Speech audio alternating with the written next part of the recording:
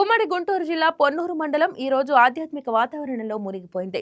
శ్రీ సుందరవల్లి రాజ్యలక్ష్మి సమేత శ్రీ సాక్షి భవనారాయణ స్వామివారి వార్షిక బ్రహ్మోత్సవాలలో భాగంగా స్వామివారి రథయాత్ర, కళ్యాణ మహోత్సవాలు అత్యంత ఘనంగా నిర్వహించబడ్డాయి.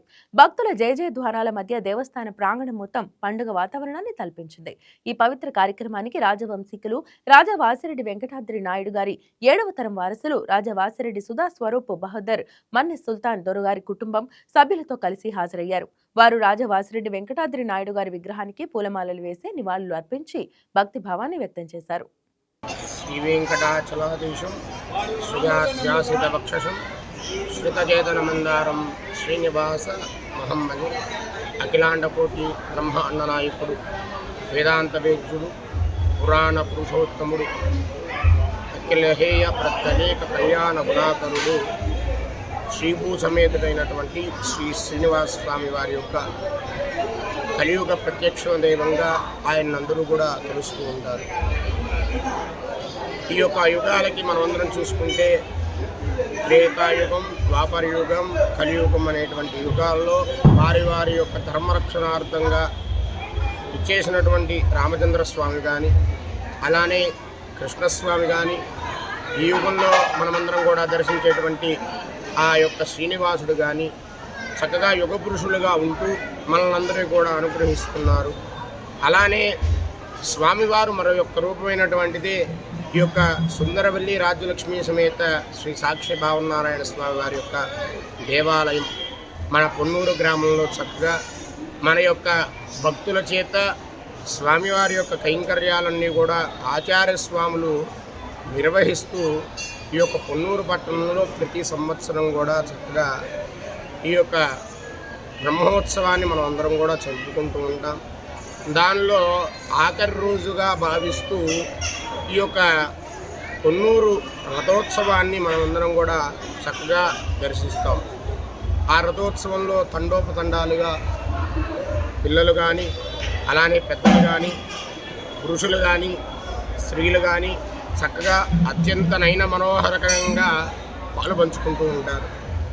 ఈ యొక్క రథోత్సవానికి విశిష్టత ఏంటంటే దోలాయమానం భజగోవిందం మధ్యస్థం మధుసూదనం రథస్యం కేశవం దృష్ట్వా పునర్జన్మ న విద్యతే.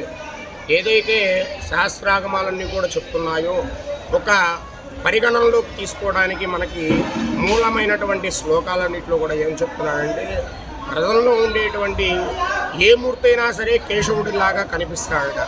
అటువంటి కేశవుడిని కనుక దర్శిస్తే పునర్జన్మ న విద్యతే, మరలా జన్మ అంటూ ఉండదట. ఆ జన్మ కోసం మనం ఆ జన్మ ఉండకూడదని ఎన్నో దానాది క్రతువులన్నీ కూడా చేస్తూ ఉంటాం. ఆ దానాలు చేస్తున్నా కూడా చక్కగా మనం ఈ యొక్క స్వామివారిని ఆ రథంలో ఉండేటువంటి కేశవుడిని కనుక దర్శిస్తేనట ఈ దానాలన్నీ చేసినటువంటి పుణ్యం కూడా లభిస్తూ దాంతో పాటుగా మనకున్నటువంటి కృత జన్మలోనూ అలానే వచ్చేటువంటి జన్మ లేకుండా చక్కగా స్వామివారు మనకు అనుగ్రహిస్తారట. కాబట్టి అటువంటి ఆ రథోత్సవంలో ఉన్నటువంటి కేశవుడిని మనం మన యొక్క సాక్షి భావనారాయణ స్వామిని చక్కగా కేశవుడిలాగా భావిస్తూ దర్శనం చేసుకొని అందరూ కూడా తరించి స్వామివారి యొక్క సేవలో పాలుపంచుకున్న వారై అలానే స్వామివారి యొక్క సేవలో ప్రతి సంవత్సరం కూడా మనమందరం కూడా పాలుపంచుకొని స్వామివారి యొక్క అనుగ్రహానికి పాత్రలు కాగలరని తెలియజేస్తున్నా. ఓం నమో సాక్షి భావనారాయణ స్వామిని నమః. నా పేరు మంగళగిరి విమలాదేవి. గత 40 సంవత్సరాల నుంచి ఇక్కడే పొన్నూరులో ఉంటున్నాను. గుంటూరు డిస్ట్రిక్ట్. ఈ భవనారాయణ స్వామి టెంపుల్ అనడానికన్నా ఒక పెద్ద కాశీలో ఉండేదానికన్నా కూడా గొప్ప టెంపుల్ అండి ఇది. ఈ టెంపుల్కి ఈ చుట్టుపక్కల ప్రదేశాలే కాకుండా దూరం నుంచి కూడా తిరునాళ్ళు చూడటానికి హైదరాబాద్ నుంచి కూడా మా బంధువులు వచ్చున్నారు. ఎంతెంతమందో వచ్చి ఈ తిరునాళ్ళని చాలా సంతోషంగా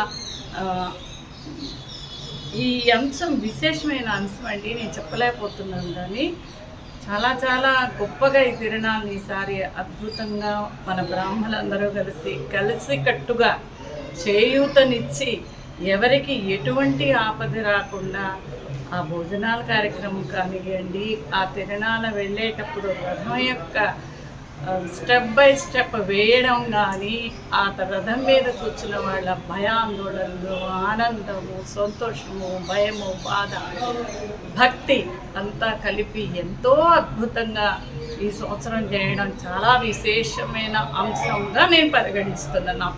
అంటే ఇలా ఎలా మాట్లాడుతున్నాను అనుకుంటారేమో. నేను ఒక టీచర్గా 25 సంవత్సరాలు ఇక్కడ చేస్తున్నానండి.